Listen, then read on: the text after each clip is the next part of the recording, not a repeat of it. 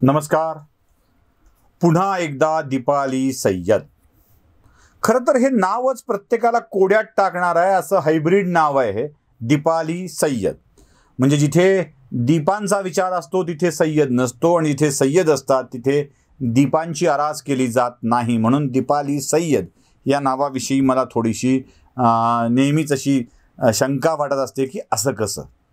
आता हळूहळू खात्री वाटू लागली आहे की ही दीपाली नव्हेच आहे, फक्त सय्यद आहे. कारण ज्या दीपाली नावाला संस्कृती माहीत असायला हवी ती अजिबात माहीत नाही आहे. मला दीपाली सय्यद या अभिनेत्रीने, म्हणजे आपल्याकडे नटी हा शब्द सुद्धा वापरतात, त्यामुळे मी पुढे अभिनेत्रीपेक्षा नटी हा शब्द जास्त वापरेल. मला आमच्या भागामध्ये नटी हा शब्द जरा जास्त फेमस आहे. ती नटी आली असं. तर नटी हा शब्द मी वापरतो. दीपाली सय्यद या नटीने एक विधान पुन्हा एकदा केलं आहे. खरं तर ही अगदीच सुमार दर्जाची अभिनेत्री आहे. बी ग्रेड सी ग्रेड चित्रपटामध्ये काम करणारी, मराठीतही फारसं कोणी बघत नाही. पण जेव्हा अशी अज्ञानी बालकं बोलत असतात तेव्हा आपण काही येशू ख्रिस्त नाही आहेत. देवा, हे अज्ञानी जनांना ते काय करतायत हेच कळत नाही, तेव्हा त्यांना क्षमा कर असं म्हणून आपल्याच हातावर आणि आपल्याच पायावर खिळे ठोकून घ्यायला आम्ही येशू ख्रिस्ता इतके सहनशील नाहीत. नाठाळाचे माथी हनू काठी या परंपरेतले आम्ही. त्यामुळं असं कोणी आमच्या संस्कृतीवर नाठाळपणे बोलत असेल तर त्याच्या माथी काठी हाणण्यासाठी आम्ही सदैव सज्ज असतो. म्हणूनच दीपाली सय्यद नावाच्या एका लो ग्रेड नटीसाठी ही काठी आम्ही घेऊन आलो. ही नटीसाठीची काठी आहे. दीपाली सय्यद काय बोलली आणि तिला काय कळलं नाही हे तुम्हाला आधी बघावं लागेल. त्याआधी सांगतोय, आमच्याकडं ग्रामीण भागात नटीविषयी असलेल्या आपुलकीमुळे किंवा नटाविषयी असलेल्या आपुलकीमुळे नट्यांविषयी अरे तुरे बोलण्याची पद्धत आहे. त्यामुळे अरे अमिताभ बच्चन आला बघ, लय भारी मारला अमिताभ बच्चननं. चंकी पांडे आला होता, मग विलन असेल तर डॅण्या लय खतरा होता असं म्हणायची सवय आहे. त्यामुळं त्या नटीविषयी एकेरी शब्दप्रयोग आमच्या हृदयातून निघालेला असतो. तर जास्त दिल के करीब होती है कुछ अभिनेत्रियां, तर तसं कधी कधी होऊन जातं. तर ऐका ती काय म्हणते आहे दीपाली सय्यद. आजही अमृताजीने एक वक्तव्य केलं आहे, भोगी योगी. आता त्यांना त्यातला काही फरक कळतो आहे का? योगी होण्यासाठी बायकोला सोडावं लागतं. मी फडणवीस साहेबांना विचारते की त्यांनी मोदीजींकडनं शिकलं पाहिजे. ते योगी होणार आहेत का? ते योगी होण्यासाठी आपल्या बायकोला सोडणार आहेत का? ह्या सगळ्या गोष्टी आहेत. तुम्ही हा सगळा प्रकार तुम्ही ओळखा, कोण काय करतं आणि कोण काय नाही करत आहे.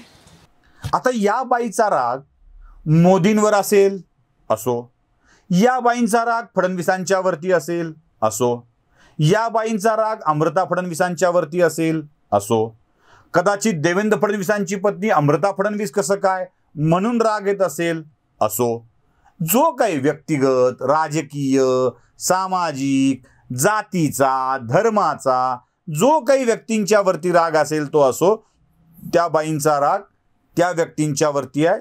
ते तुम्हालाच लखलाभ, आम्हाला संबंध नाही.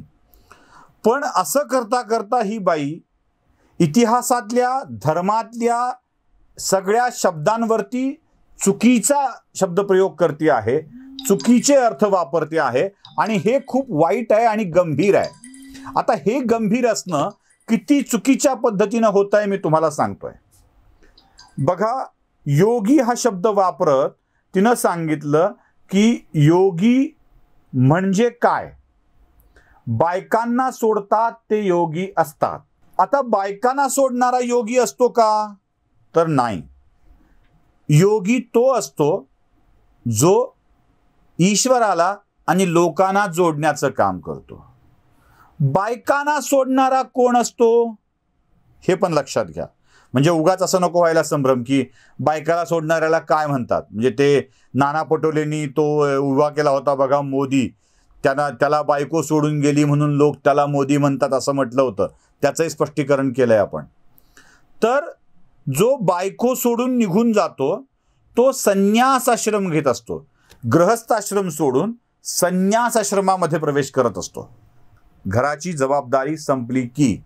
आणि त्याला योगी म्हणत नाहीत. योगी शब्द खूप विलक्षण आहे. योगी आदित्यनाथ या शब्दाविषयीच सांगायचं असेल तर मला तुम्हाला सांगायचं आहे की ज्यानं आपल्या सर्व गोष्टींचा संसारात पडण्याआधीच त्याग केला आहे, गृहस्थाश्रम सोडून देऊन थेट संन्यासाश्रमात प्रवेश केला आहे, त्याला ढोबळ मनानं योगी म्हणतात. आणि योगी तो असतो जो ईश्वराच्या आणि लोकांच्या मध्ये जोडून देत असतो. अगदी एकनाथांनीच माझ्या माहितीप्रमाणे खूप सुंदर वर्णन योगाचं केलेलं आहे. खूप सुंदर वर्णन आहे ते. मेघमुखे अधपतन, अधपाते निवती जन, अन्नदान सकळासी, तैसे योगियाचे खालुते येणे, जे इहलोकी जन्म पावने, जन निववी श्रवण कीर्तने, निज ज्ञान उद्धरी. आता हे अनेकांना कळेल पण आपल्या दीपाली बाईंना कळणार नाही म्हणून सांगून ठेवतो. हे नटी महोदया, जसं मेघातून पडणारं पाणी जमिनीवर पडतं आणि त्यातून मेघमुखे अधपतन, अधपाते निवती जन, या पाण्याच्या पडण्यामुळं लोक शांत होतात, तृप्त होतात. याच पाण्यामुळं वेगवेगळी झाडं, पिकं तरारतात, म्हणून सकळांना अन्नदान होतं. तसं अगदी तसंच तैसे योगियाचे खालुते येणे, योगी खाली येणे, जमिनीवर येणं, हे कसं आहे? जन निववी श्रवण कीर्तने, जगाला श्रवण आणि कीर्तनाच्या श्रवणाच्या माध्यमातून शांत करतो, निवांत करतो. निज ज्ञान उद्धरी, त्यांना निज ज्ञान देऊन त्यांचा उद्धार करतो. आता पुढे, उदकाचे सुखते किती, पाण्याचं सुख किती वेळ टिकतं, सवेची क्षणे त्रशिते होती, पुन्हा थोड्या वेळात तहान लागते. योगिया दे स्वानंद तृप्ती, योगी स्वानंद तृप्ती देतो, पुन्हा काही उरत नाही. सुखासी विकृती पै नाही, या सुखाला विकृती असत नाही. किती सुंदर आहे हो योगाचं काम. आता या दीपालीबाईंना कुठून करणार? ज्या सुखाला विकृतीचा लवलेश असत नाही असं सुख योगी देतो. मुळात योगी या शब्दाचा अर्थ समजून घेणं आवश्यक आहे. योगी हा शब्द युज या धातूपासून बनलेला आहे. युज याचा अर्थ होतो जोडणे. जोडतो कोण? कोणाला? जो आत्म्याला परमात्म्याशी जोडतो तो असतो योगी.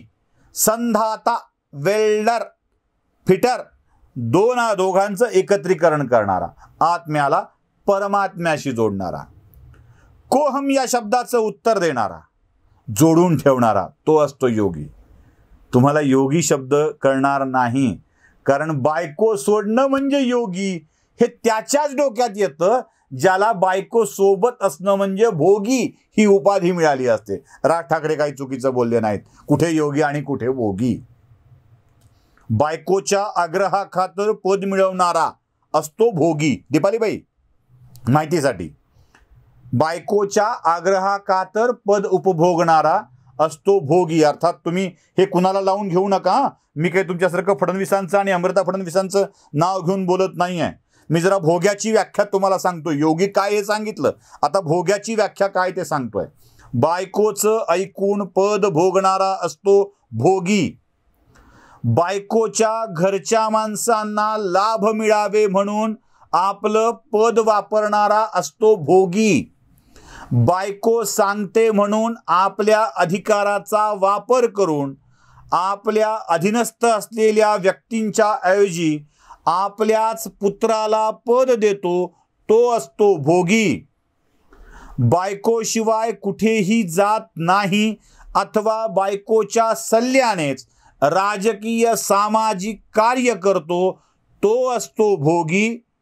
बायकोच्या सल्ल्यानुसार वर्षानुवर्ष आपल्या मित्राला धोका देतो तो असतो भोगी. बायकोच्या सल्ल्यानुसार वारंवार ज्याला शिव्या दिल्यात त्याच्याशी जो मैत्री करतो तो असतो भोगी. बायको सोडणाऱ्याला योगी म्हणत नाहीत, तसं बायकोचं असं ऐकणाऱ्याला नक्कीच भोगी म्हणतात. त्यामुळं दीपालीबाईंनी आपल्या भोगी आणि योगी या 2 शब्दांच्या अर्थाची जरा नीट दुरुस्ती करून घ्यावी. देवेंद्र फडणवीसांना त्यांची बायको सोडायला लावण्याची गरज नाही. आपण कोणाकोणाला सोडलंय, कोणाकोणाला धरलंय याचा विचार आपण आणि आपल्या नेतृत्वाने करण्याची आवश्यकता आहे. उगाच योगी शब्दाचा शब्दच्छल करत निष्कारण हिंदू संस्कृतीवर दोष लावत आपण सय्यद असल्याचं सिद्ध करू नये, एवढीच आपल्याला विनंती. नमस्कार.